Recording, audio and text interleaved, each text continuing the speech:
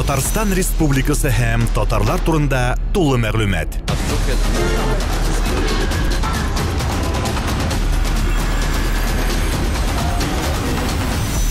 Татар-информ мәгълүмат агентлыгы.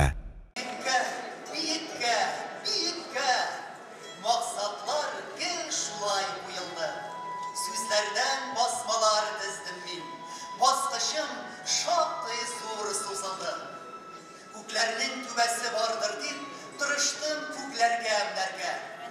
Баскычым шыдам һәм нык булды, аумады кытырган җилләрдә. Ә күкнең түбәсе юк икән, гел шиксез икән бит биеклек. Дәрманың барында мен һәм кара дөньяга сөенем. Биеккә менәргә теләсәң, нык булсын, сынмасын баскычым. Yıldızlar salırlar ışına, ишиде кат күкләрнең ачкычы. Уйларым урыйлар җир шарын, уйларым менәләр югары, иң биек болытлар сыртына утырткан шуалган уйларны. Китсеннәр еракка, офукта югалсын юллары, югыйсә артык күп җыелып, кысалар сулышны тыннарны. Уйларым урыйлар җир шарын. Уйларым менәләр күкләргә, кешене уйда да, җырда да мәхәббәт югары күтәрә. Мәхәббәт кайда яшидер? Йөрәктәме, җандамы, әллә соң тамырлар буйлап кайнап чыккан кандамы?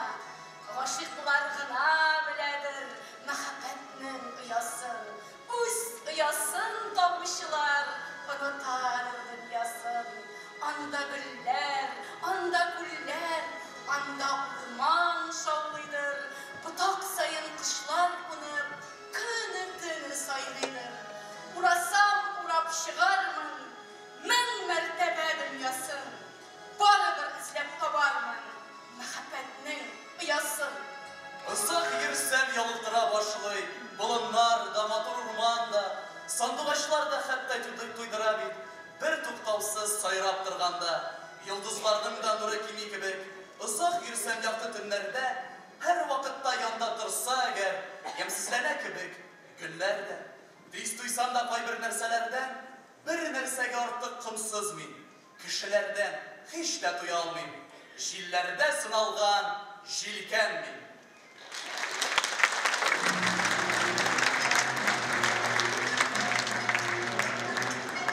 Исәнмесез, хөрмәтле тамашачылар.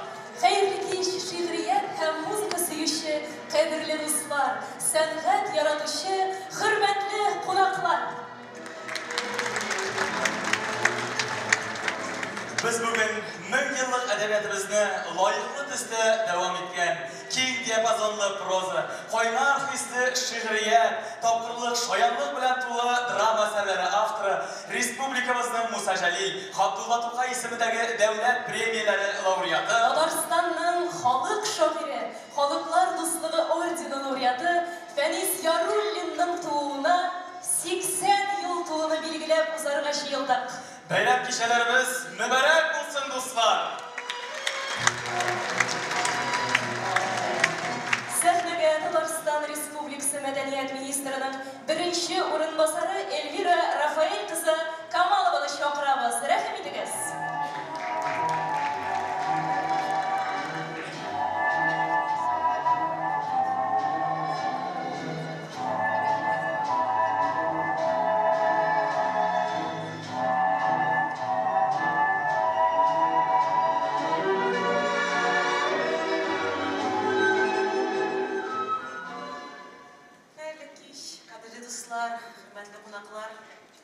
Biz bugün zor talant иясе, Татарстанның халык шагыйре, язучысы, драматургы Габдулла Тукай исемендәге дәүләт премиясенә лаек булган олы шәхсебез Фәнис Яруллинның тууына 80 ел тулуга багышланган кичәне бүген матур итеп үткәрәбез монда.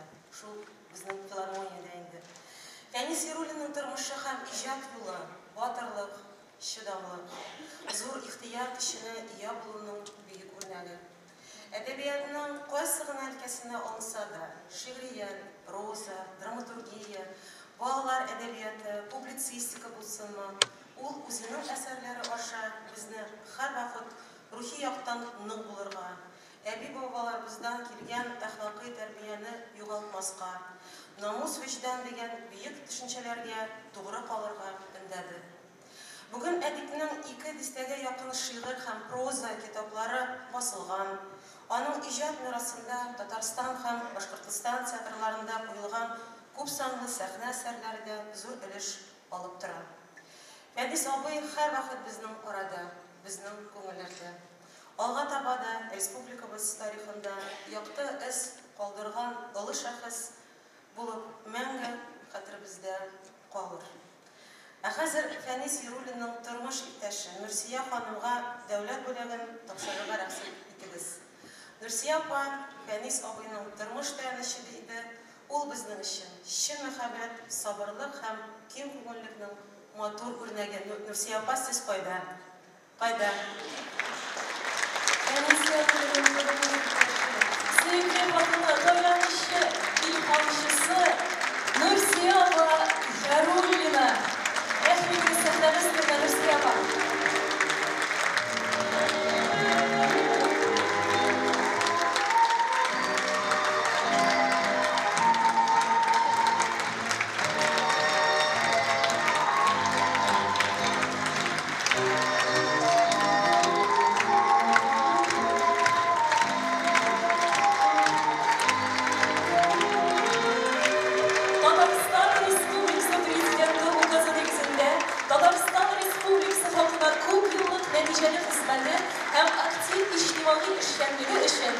Яруллина Нурсия Фолжан кызы Татарстан Республикасының фидакар хезмәт өчен медале белән бүләкләнә.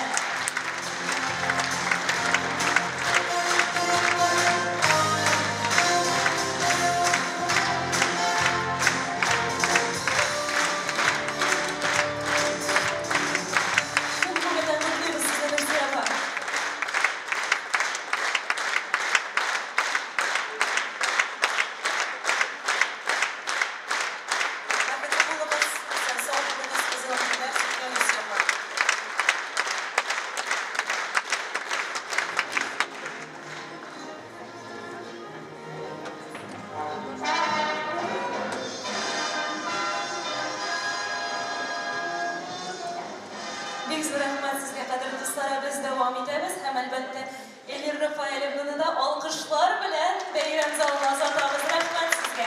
Бик зур рәхмәт. Сәхнәбез түренә Татарстан Язучылар берлеге рәисе Данил Салиховны чакырабыз. Рәхим итегез.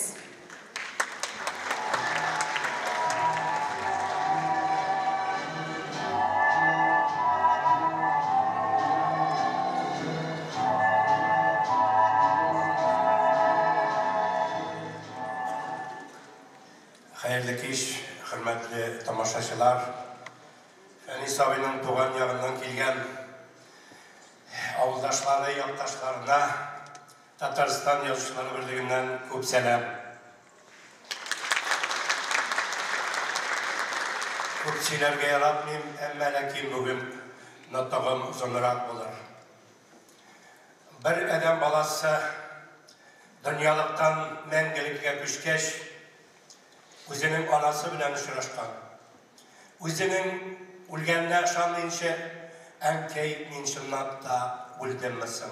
Чынлап та мин сезнең яндамысың дип сорый. Әни саңа, син улым тудыңмысың ди. Әни шигенде, син бит мине дөньяга таптың, тудырдың, фәлән елның фәләненче числосында минем кендегемне кистеләр ди. Юк шул улым, син туа алмадың ди. Чынлап та дөньяга туу өчен, дөньяда яшәүеңне белер өчен, синең киләчәктә үзең үлгәчтендә сине сагынып сөйләрлек, сине искә алырлык истәлекләрең, эшләгән эшләрең, кылган гамәлләрең булгандарына син дөньяга тугансың булып саналасың. Әгәр дә адәм баласы шулай туган булса, biz бүгенге көндә тел дип тә, әдәбият дип тә, шул ук вакытта үзебезнең динебез дип тә кайгырып яшәмәс идек. Бүгенге көндә без мактап яшәр идек. Фәнис абый туып егет чагыннан Өзінің ятағына бәйләніп, тәрәзеден дүнияны көріп, бүгінгі күнде де, келешекте де татар милләтін халқына тәрбиелей тұрған ұлық шәхіс. Шондай бір кішіден сұрағандар, сенің соқырдан, сенің бақытлы шағын қошан болды дейді. Әне көздігінен қарап, әнейіне соқыр лампы яқтысында әне сатылаған күнім дейді.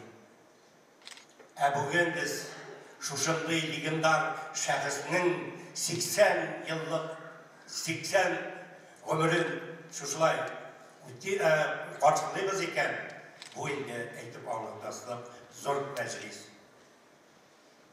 Saf, şive, yaş qizning şuşu avru yigitni o'zining qanot ostına alıp, o'zining yoshligin berib, şuşu darajaga yetkazgan bu xonimga narsa deb aytishga kerak. Haykal qo'yaman. Həmana bağlı halka o heykəlini başlatdı. Rəhmət alırlar. Mənə nişik bulağı Tatar xatını. Mənə şuşunday bolğanlar. Millət yaşay. Şuşunday xanımlar bolğandağına millətinin yaşayışını yaşandılar. Hürmetli tuğanlar. Uluq deylə bilən sizinle. Biz rahmet size.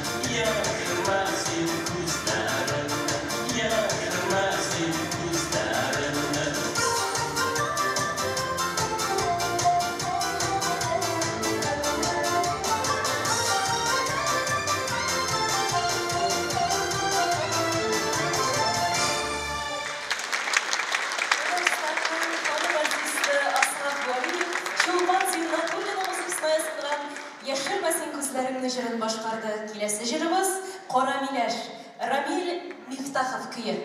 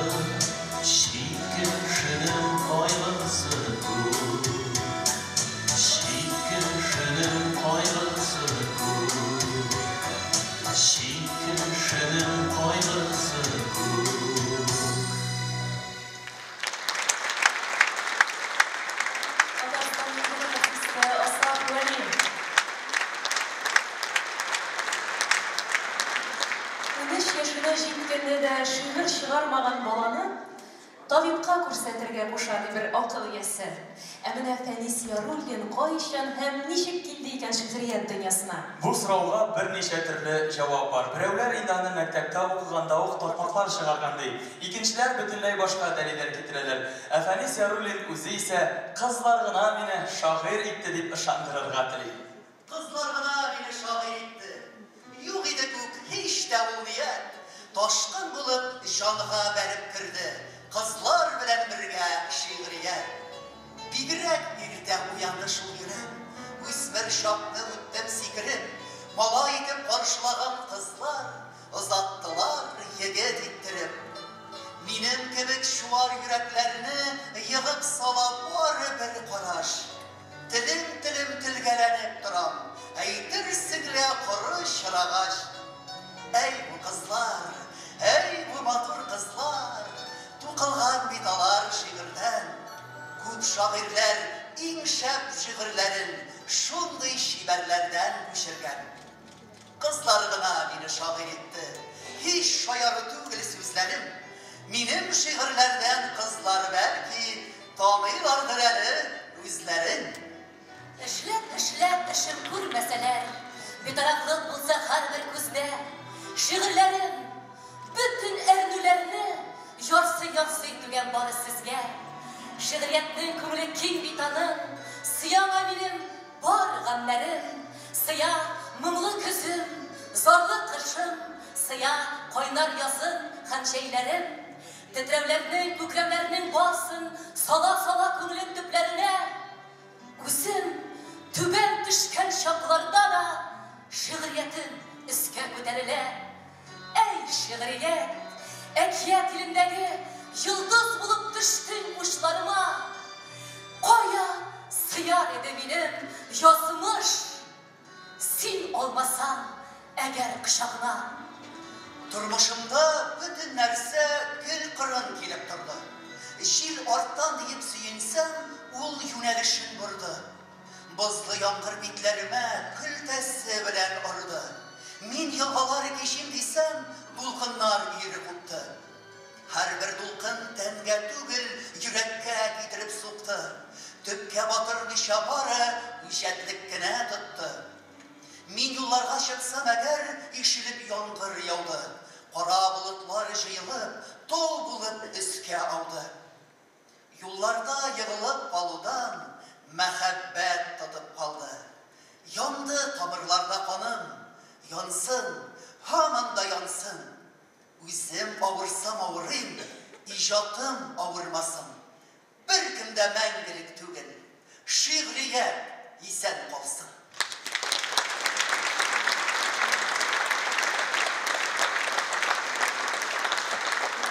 Fadi Serulin edebiyattan qaysi janrlarına ijod etse de o'qishisin kuchli lirizm hamnishga yumor bilan sirg'andira bildi. Onun şutluk, şayanlık dolu kıska hikayelerin artistlar sahneden okuganda tamaşaçı alarını yılmayı bilen kabul etti. Bugün ise biz onun Beyrem konakları hikayesin Rossiyanın hem Tataristan'ın halk artisti Ravil Şerefiyev başkarığında işitirmiz.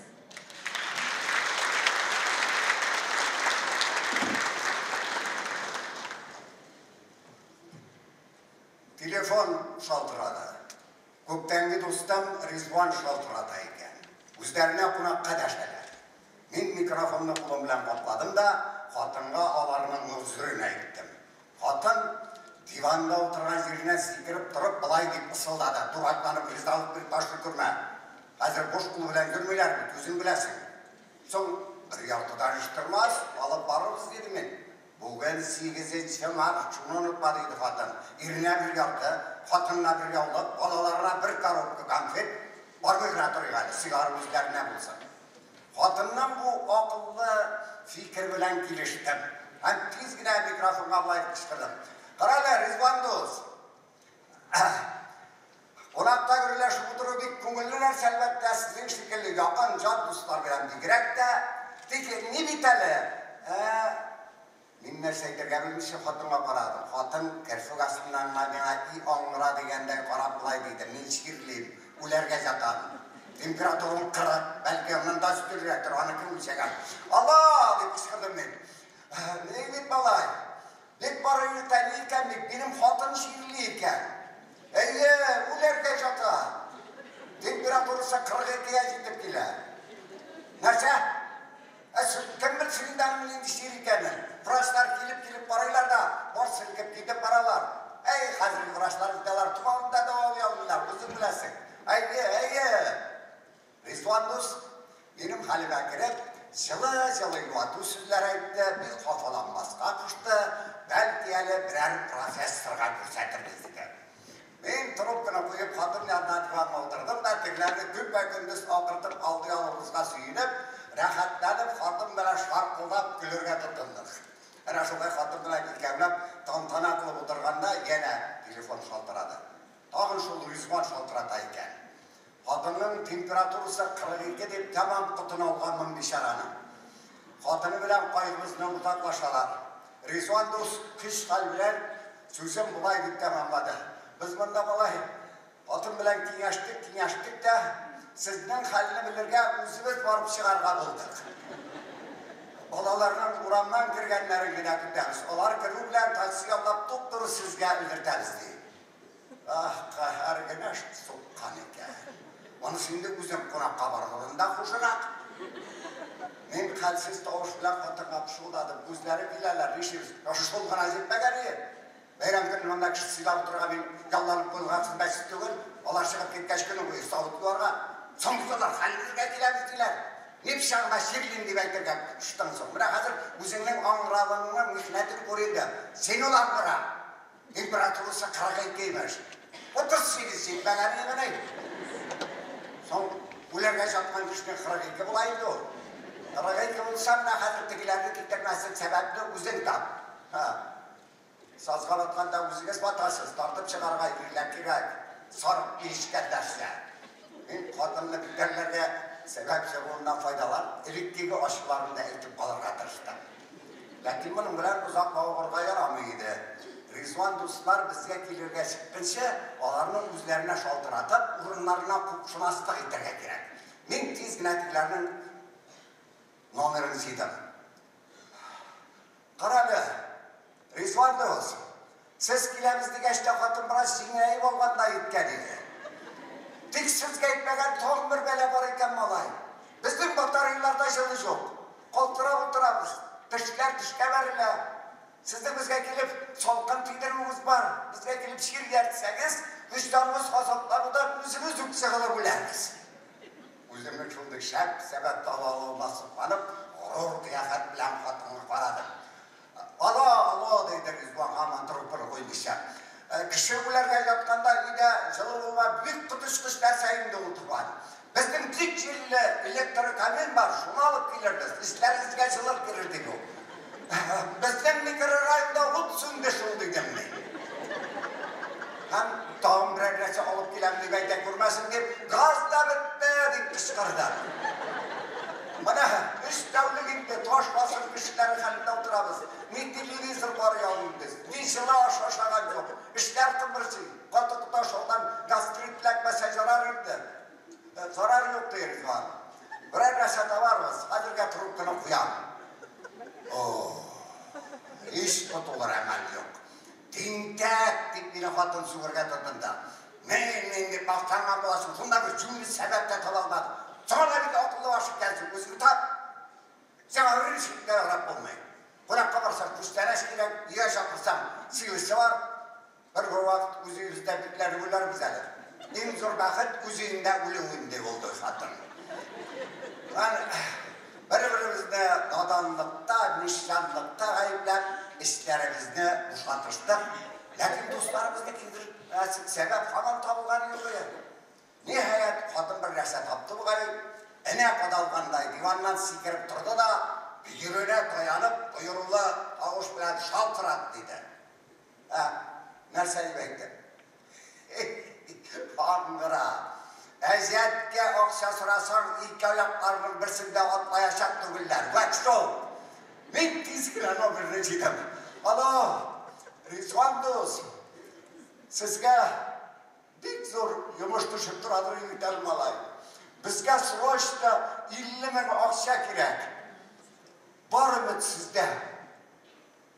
Trubkala tavuş tanıdı. Bir ben ünsüz durgandan sonra Rızvan dost bulay dedi. Ey malay ki Rabbas eleyken mihalli aksa yuğu izamdan. Ne anımdan günü şunu verem günü kasılar işlemi. Uzak kasıdan barıp alsan bana indi. Biz Rızvan'ın soňky sözlerin hatın bilen birgelep tыңladık.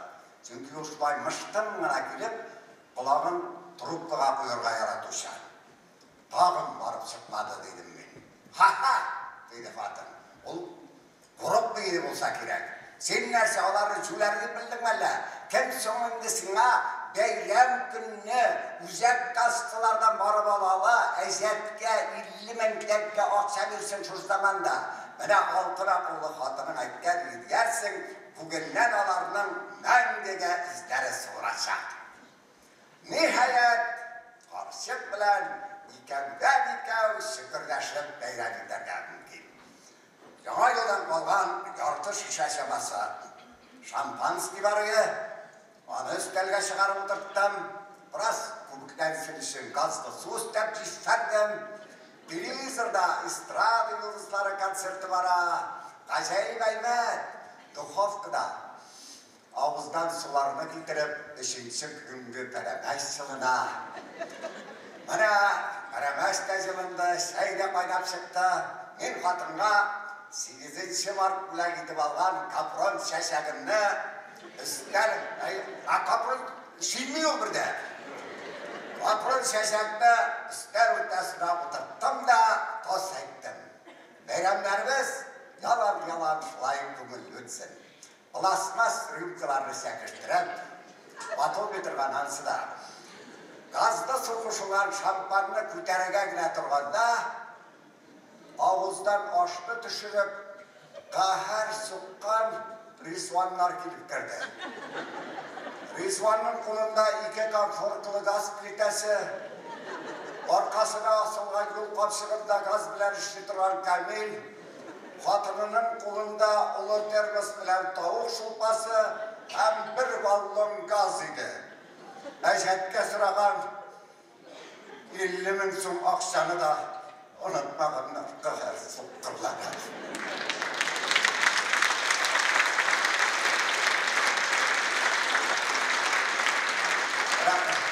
Рахмат сізге.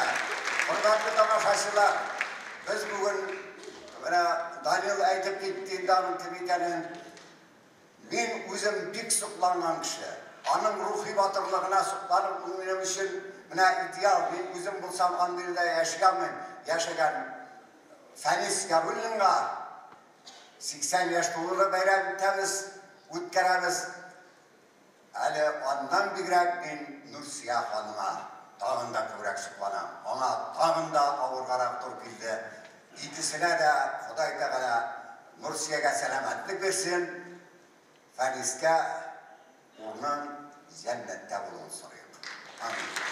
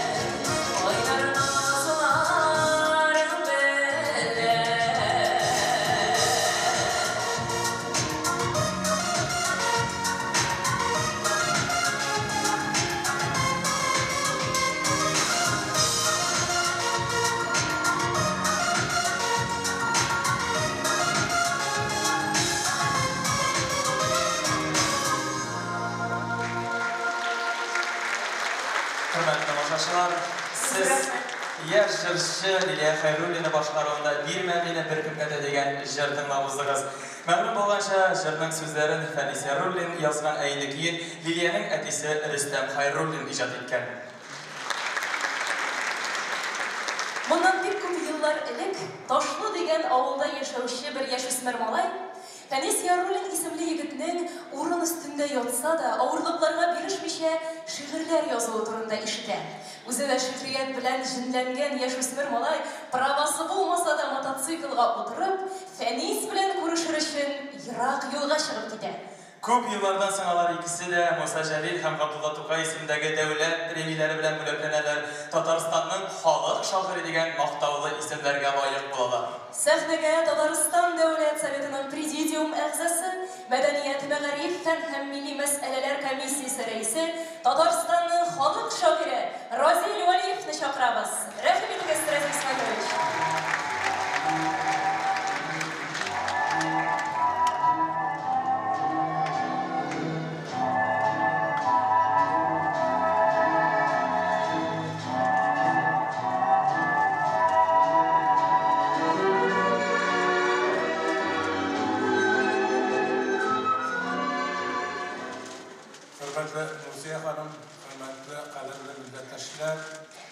Татарда шагыйрьләр бик күп.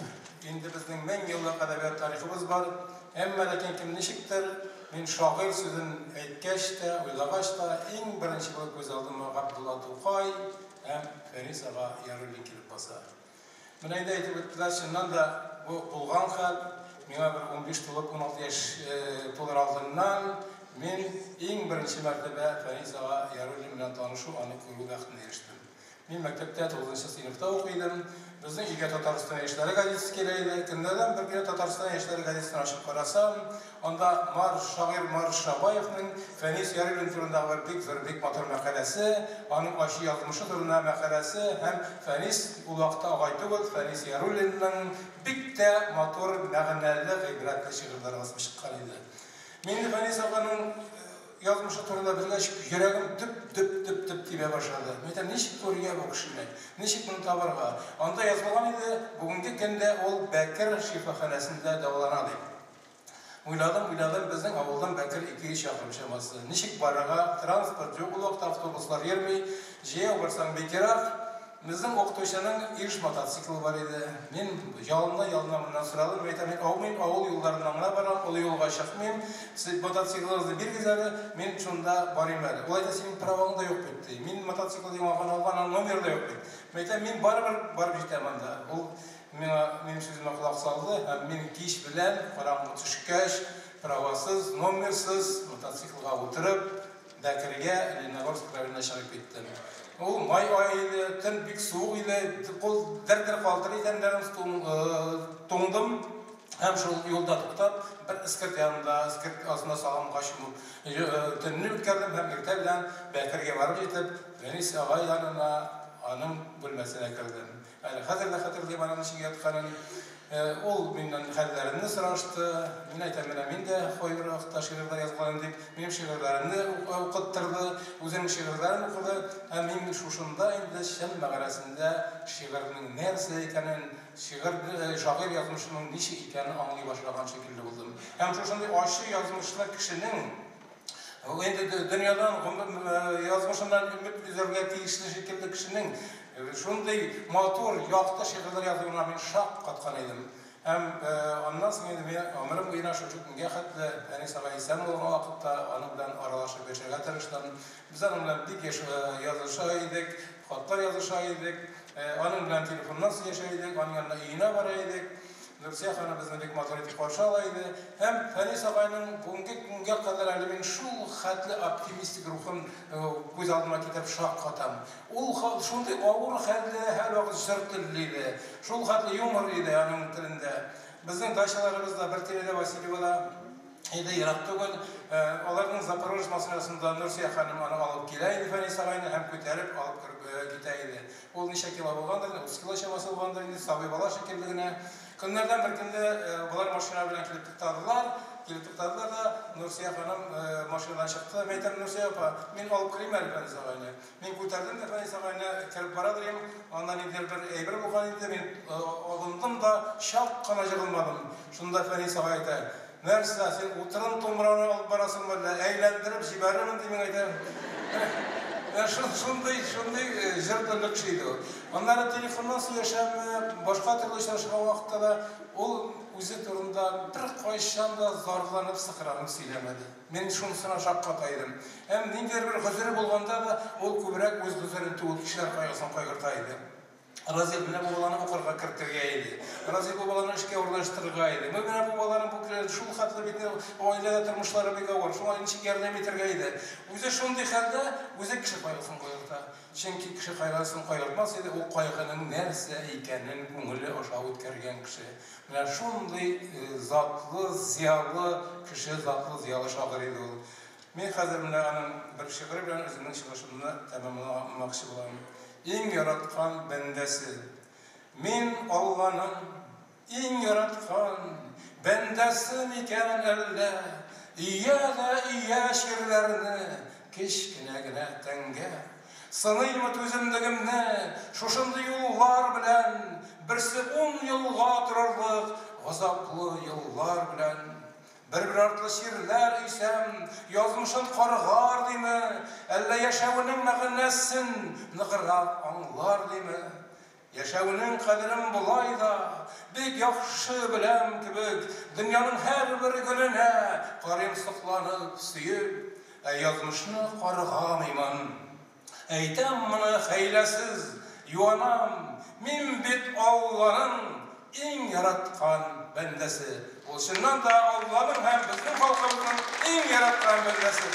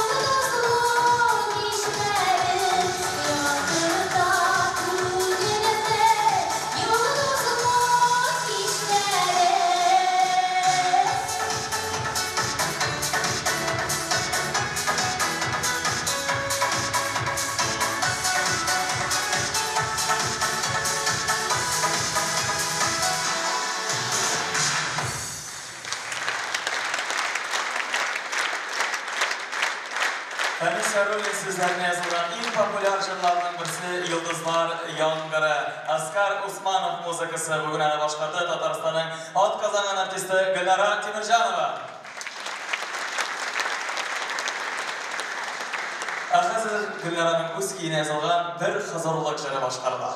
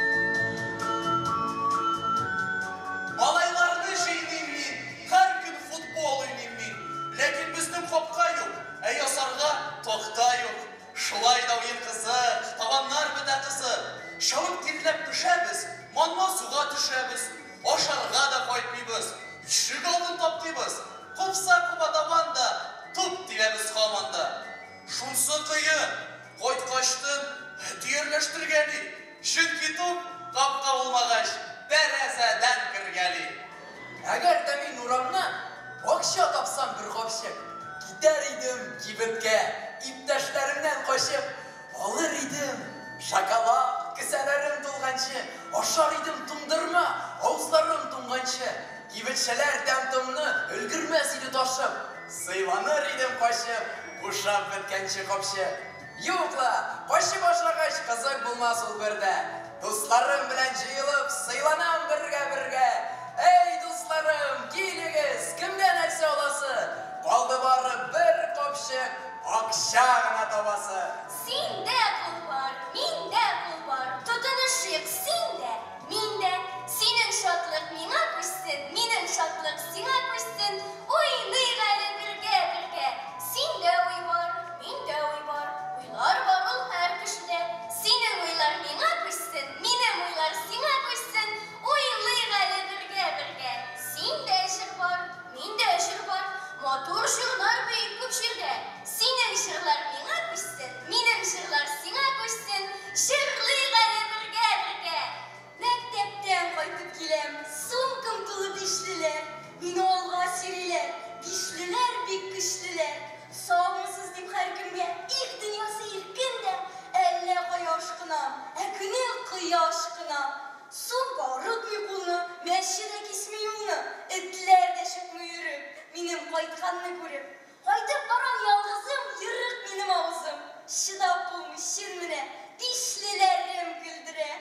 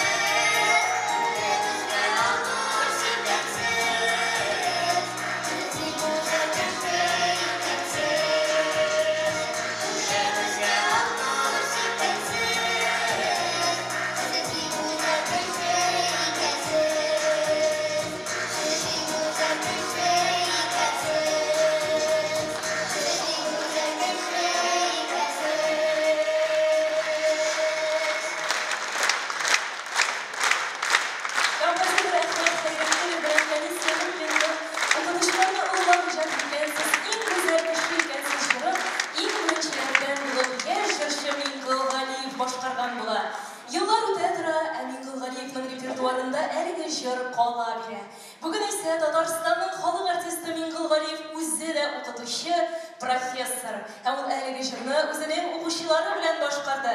Разил Габделхаков һәм Айзилә Минхажева, аларга алкышлар тәкъдим. Киләсе җырыбыз «Чык юлларга». Фәрит Хатипов кие. Баянда Татарстанның атказанган артисты Әхмәт Кәримов.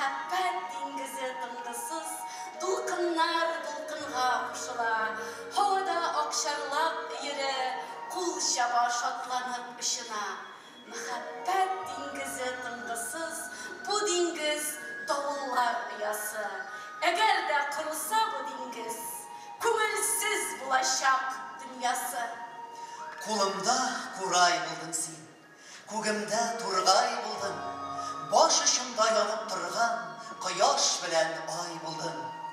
Көңілімні аңлап тұрдың сен, ұшқанда қанат болдың, қараңғыда қалған шақта яқтыртқыш маяк болдың.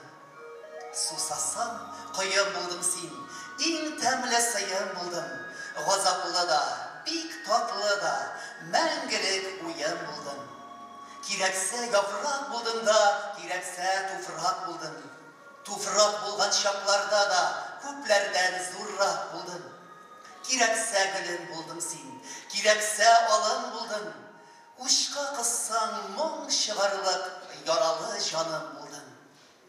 Өзіңнің бар байлығыңны көңілге сала білдің. Ғайбеттің бойы жетмеді, биікті қала білдің.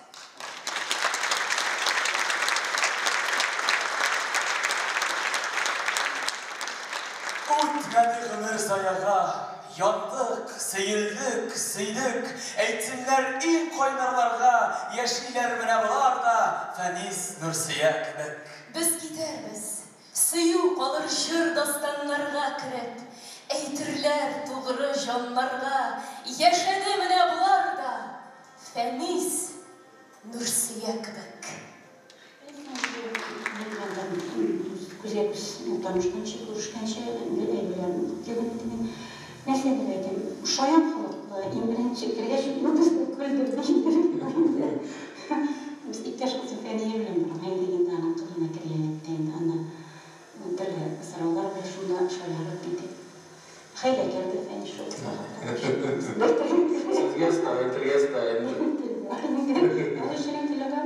Şurası yaşa pandırı şimdi.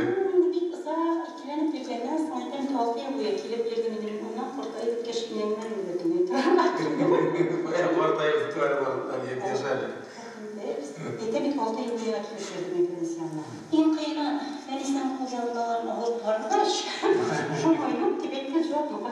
İn kıyına sana. Avrupa'da yaşayan kişi üzerine böyle bir hükümet kıymetler var. Şu göstergelerden kendini.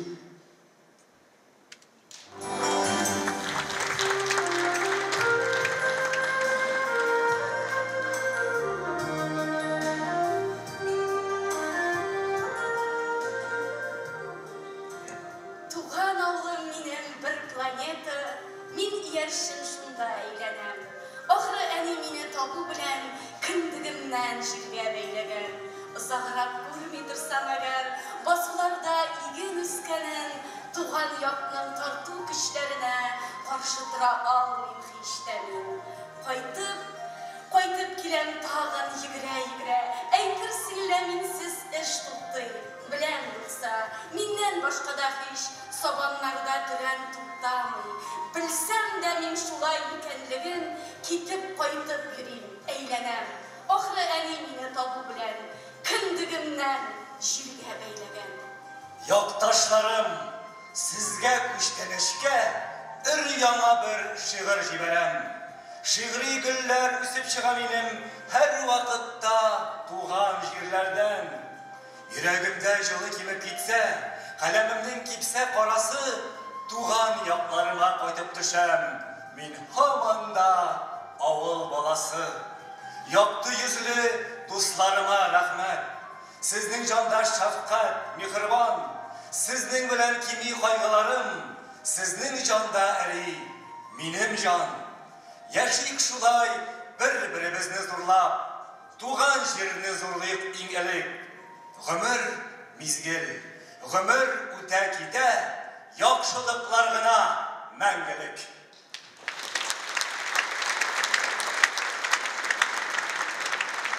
Şair ana şulay şiiri güller üsüp çığa benim her vakitta tuğan yerlerden dip eytүү bilen men kabat haklı. Bağlı yaklarışından da güller üstüne turgan yakları bit oldu. Yırak-yıraklardan ağa bağlının neftleri, jir ostundan altın taba, kızları yigitleri de yukka gına jır sahifelerine kirmegendir şulay bit. Sahneye Fənis Yaroli'nin yoktaşların çakırabız dostlar.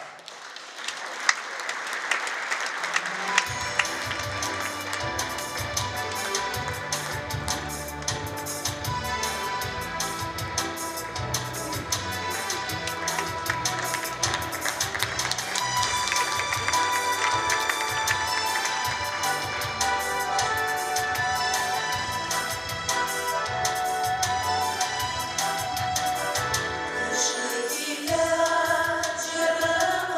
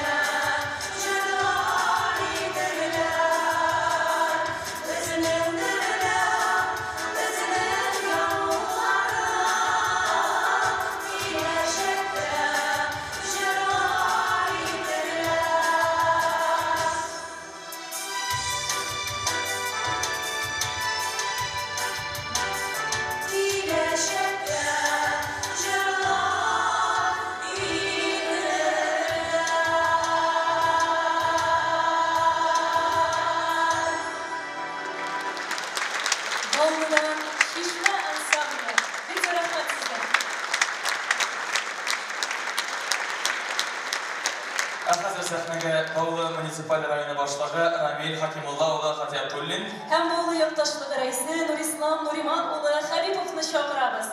Рәхмәт итегез сәхнәбез түренә.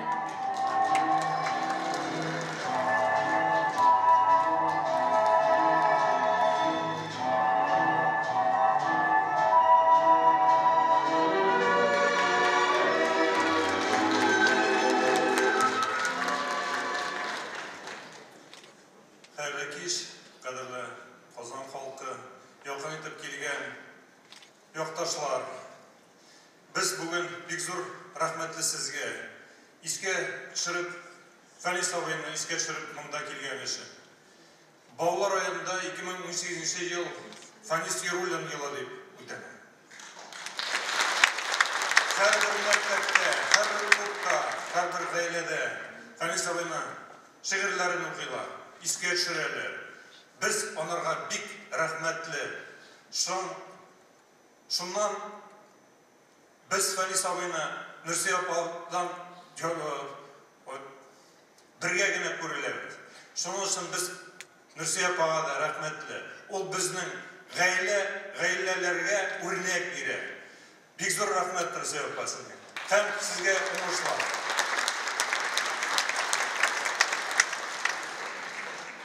Hurmatli Nursiy apa, hurmatli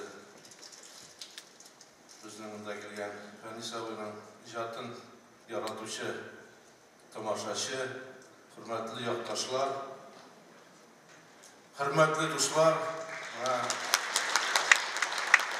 biz endi kechagi ko'pgina ana 75 yilligini esga olgan bo'lsak, 5 yil o'tib ketgani kechagi ko'pgina Nursiy apa bilan endi biz qayg'urishib da bir chaqda söylashdik. Bo'lar ekan, bo'lmasmi ekan?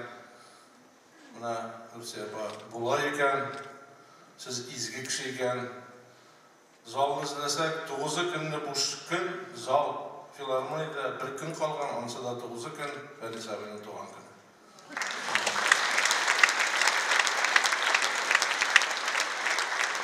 Biz Fanis abi bilan endi bik yaşayaktan yakın bulmasak da rayonda ishlaganda birga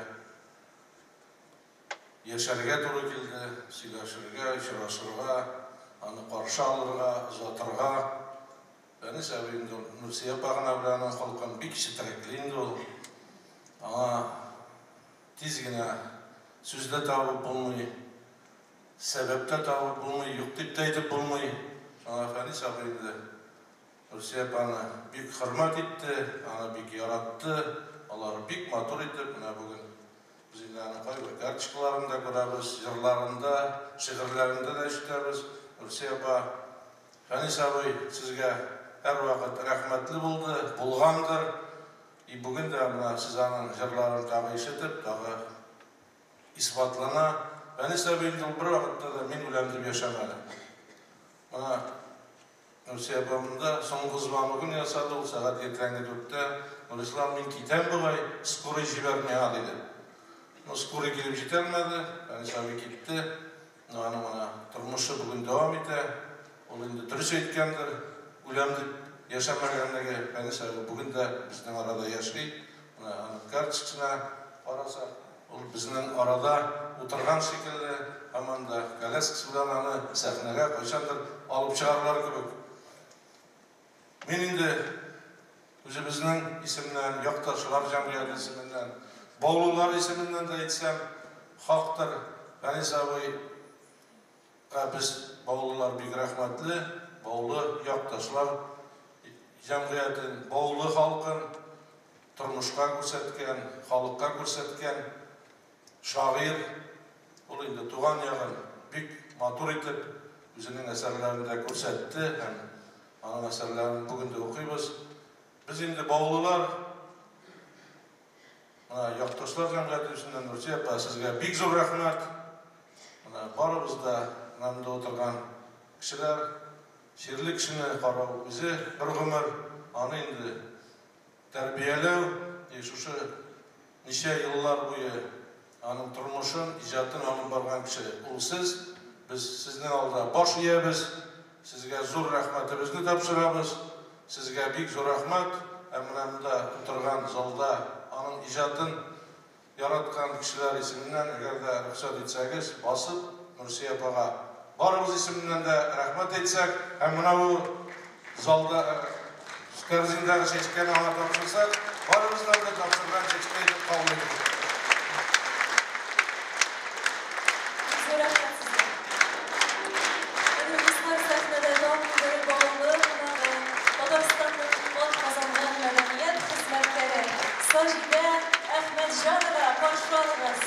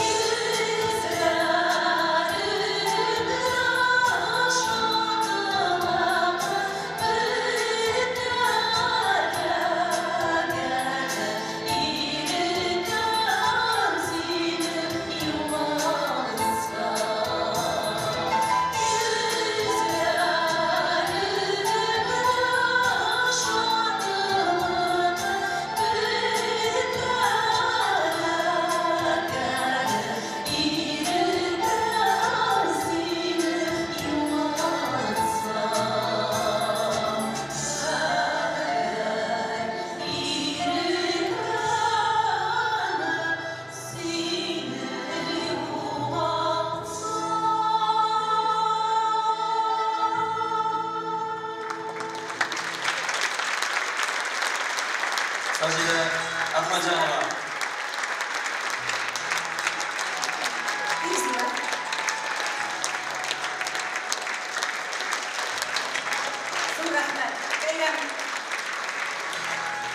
Әгәр дә Фәнис Яруллинның иҗаты кемнәргә, ничә яшьтәгеләргә адресланган дигән сорау куелса, җавабы бер генә булыр иде. Бөтен кешегә. Шагыйрьнең сөю бит ул картаюны белми дигән исем белән нәшер ителгән китабы да нәкъ шуны раслый.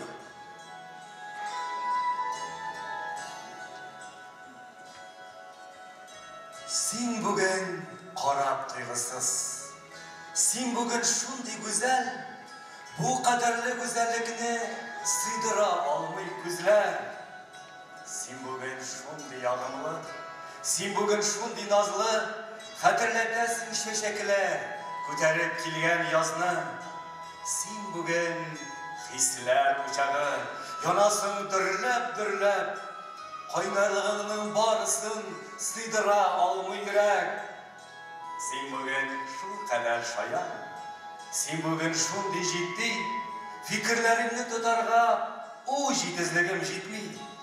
Син һәр чак искиткеч матур, син һәр көн шулай серле, син һәр вакыт үзгәрештә, син һаман бер үк төрле. Мин гел сиңа таба бардым елларны кичеп, кайнар кояшларда янып, салкында эшеп, Карманнар аша үтеп кара төннәрдә, әйтмәдә аккан сулар да, искән җилләр дә. Сиңа әйткән сукмакларны эзләдем озак, юлларда арып егылды минем акбүзак. Еллар биткәч суга торды каты кул белән, килдем сиңа таулар үтеп, урау юл белән. Актарып төштем күкләрнең җиде катлавын, мин сине югалтыр өчен эзләп тапмадым. Ничек синсез яшәгәнмен?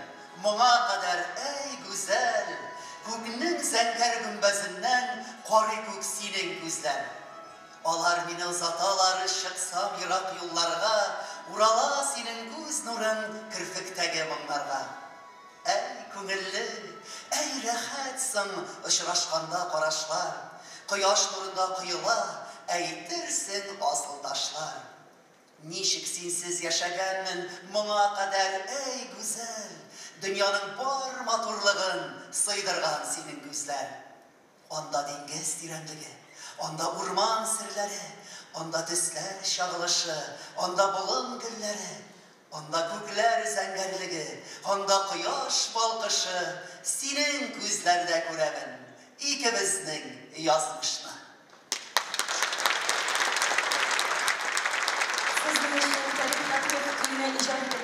Бармагымда езігін жыры яңгырый. Башкара Татарстанның атказанган артисты Рәсим Музамов.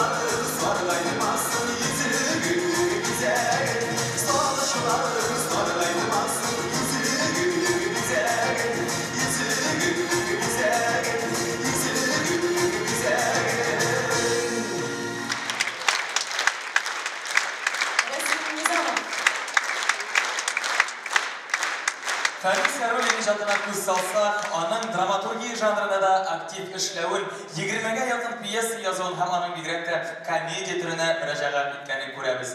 Бай әти, әнә килә автомобиль, Сөембикә игет сайлый. Әлеге әсәрләр чын мәгънәсендә сәхнә тоткан әсәрләр. Кызлар күңеле тирәнсер комедиясыннан композитор Мәсгуд Имашев белән берлектә иҗат иткән «Üzülә үзәгем üzülә» дигән җырны бүгенге кичәгә Чулпан Юсупова алып килде. Рәхәтләнеп тыңлагыз һәм әлеге озак еллар сәхнә тоткан комедияны искә төшерегез.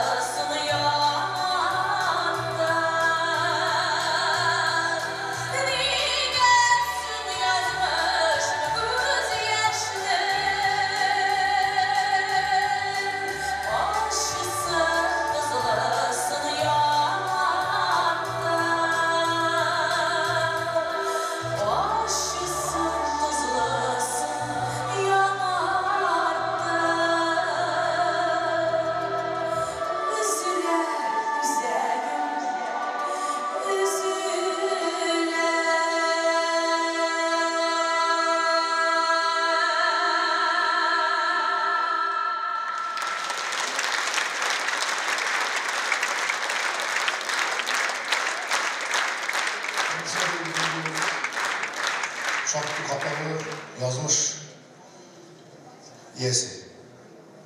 Onun icatında yani kaşarında kavat okuyayım birlikte elbette şiirleri bana yakın. Onun icatında şu kişinin sınmaz ruhu, şunun şağılışı. Kömür tişkende kaşarında nişiklerdige kömür tişe tırmıştan tutan kömür bulasın hem Feni Sarı'nın şiirlerini alıp kısımda hem kümülüye bir ümit şatkısı kire, ümit şatkısı hem ışanış şu tırmışın eyvetlenesine anlasın mütellik dört yağın teger olan kişi mesela tek zarlanıp kümül tişlikleri uyat bula başlayı. Yine şu sınmaz ruhu hem Gomen ayrım kişilerine değil, bütün milletke bergen şanlışı bilen Fənis abi elbette big zor şahir, big zor edip.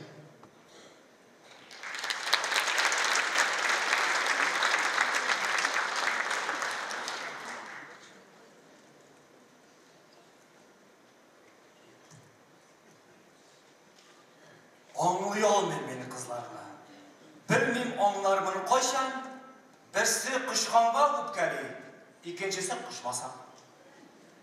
Koy şağında kişiler boyu biz üstünde oturam. Baxit yılmayıp koyganda diz üstünde oturam. Birisinin irinlerinden yalqın işemlik dağıp, ikincisine korasam, dilim kala tutluğup. Anlayalmışa kızlarını ahırısı ömür üder. Nişik anla bitirimsin? Min birev, alar kupler. Her kızını uzatkan sayın bir uybur şey көңіліне. Mınsı olay, ansı olay, tigisi tigiley tügülme. Birisi olay, birisi bulay, ikincisi tigiley. Kol siltim de aytip koyam.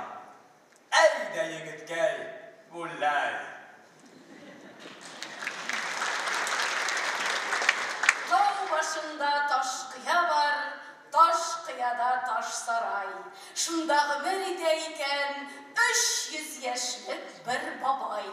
Yok sarayının terezesi, işini bikte kündün, ne kadarlı tırışsa da kıralmayan da bir kim. Babay şunda ömür etken, Yavuz ölümden başıp, ölüm kire almayken, saray işinin aşıp, bir künne ölüm kilgen, kız suretine kirip, kız kilgen de yangıratıp, ondan deşken babayga, koyununda jalat mine, kırtçı yigit sarayga. Şiber kızının sözlerine, babayının көңілірген, kızda kırtıp kışıp algan, hem şunda ok can bergen. Өзі білер tanıştırıp, bulay dedi яңа күрә. İptaşlar, min көп şehirlerde başlık buldum. Şuna göre yaşırın batırın tügül dostlar. Yalağaylar көп bizde. Yalağaylar, rişvetçiler, kora yağalar yüzge. Min iptaşlar bugünden nıklı tertip kırtamıştı. Yalağayga, rişvetçiге urun kalmayı bizde. İşte, şundan başlayayım. Hatınımını urun basar etip alam. Yalağaylıkını bilmiyor, usal indi bir de yaman. Kızım bulur sekreterim, kiyavim birer müdir. Kiyavim yana rişvet bilmez. Ayay saran, karın ol bir. Kıdağını kuriyer edem, kıda gelir skladka. Onlar beni kuru almıyorlar. Demek, tanış beni o yaktan. Şulay ipteşler, her bir işte nıklı kul, hem tertip gerek. Yaman gadetli bendeler, tapmaz bizde hiçbir trek.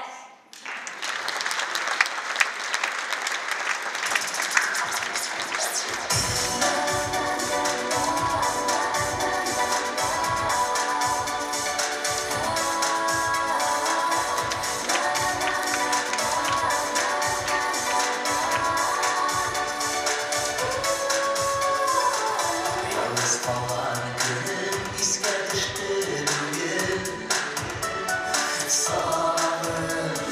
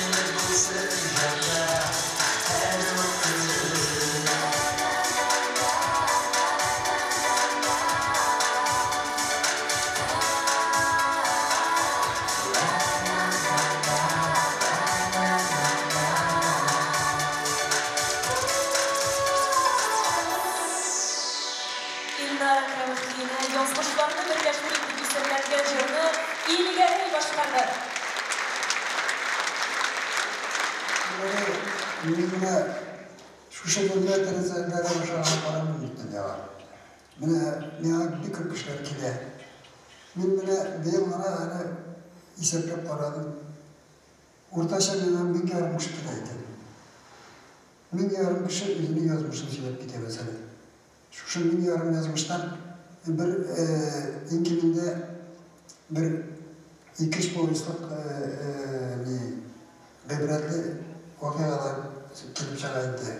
Lakin kugulun tazalığa gerekçeli yazar için. Kugulun selamet hem kugulunda mindelerine saflık burada iş. Koyu vakitinde benim meselelerim İngilizlerde institutlarda bitkadır. Kurs işleri, diplom işleri yasalarında şularını ko'tarib kelirlar, men ichib yozar ekan. Mana ichibda yozardim.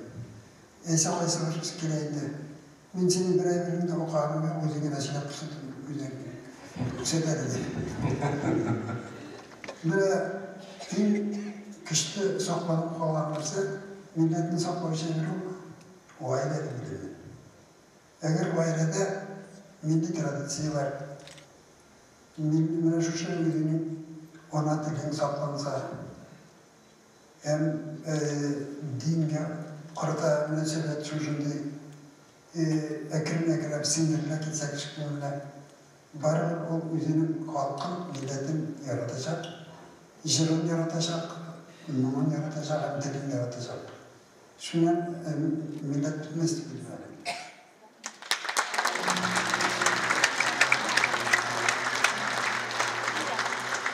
Жиналмаған татарны гайрәтле яулар гына, җиңгән бары һәр бер яуда, татарны татар гына. Ятлар кылычы кисә алмаган асыл телебезне дә әкренләп йотып барабыз. Бары үзебез генә, тыштан төп-төз күренсәк тә, бөкре бар ишебездә. Шул бөкре чагыла шул һаман да төсебездә. Турайырбыз бәлки бер көн, алырбыз яшнәп-яшнәп. Без бетмәбез, үзебезне үзебез бетермәсәк. Утта сыналган халык без, суда сыналган халык. Алтын тәхеткә утырып, мең кат зурланган халык. Гасырлар кичкән халык без, зур яулар кичкән халык. Кырылсак та, кырга сибелеп, гөл булып үскән халык. Җиңүләр күргән халык без, җиңелүләр күргән халык. Җиңелсәк тә, тезләнмичә, төз басып үлгән халык. Телен саклаган халык без, дилен саклаган халык. Күңелендә зур тарихның өнен саклаган халык. Үлмәс әле, мәңге үлмәс. Хәтерен жуймаган халык, киләчәккә шушы хәтер барачак безне алып. Татарстанның халык шагыйре, прозаик, драматург, балалар язучысы, публицист, республиканың Муса Җәлил, Габдулла Тукай исемендәге премияләре лауреаты, халык дуслыгы ордены кавалеры Фәнис Яруллинның тууына 80 ел тулуга багышланган кичәбез ахырына якынлаша. Әдипнең күңелләргә тирәнтен кереп урнашкан олы мирасы, әдәбият һәм сәнгать сөюче халкыбызны һаман да рухландырып торсын иде. Кичәнең режиссеры Илдар Хәйруллин, сценарий авторы Индус Сирматов. Кичәне алып баручылар Кәрим Тинчурин исемендәге Татар дәүләт драма һәм комедия театры артистлары Резидә Саляхова һәм Артем Пискунов. hürmetli tomoshachilar, kelasi uchrashuvlarga qadar sog' bo'lamiz.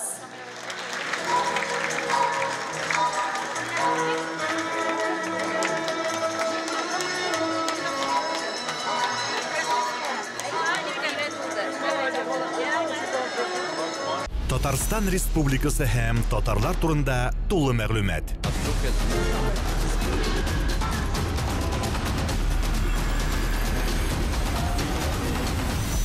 Татар информ мәгълүмат агентлыгы.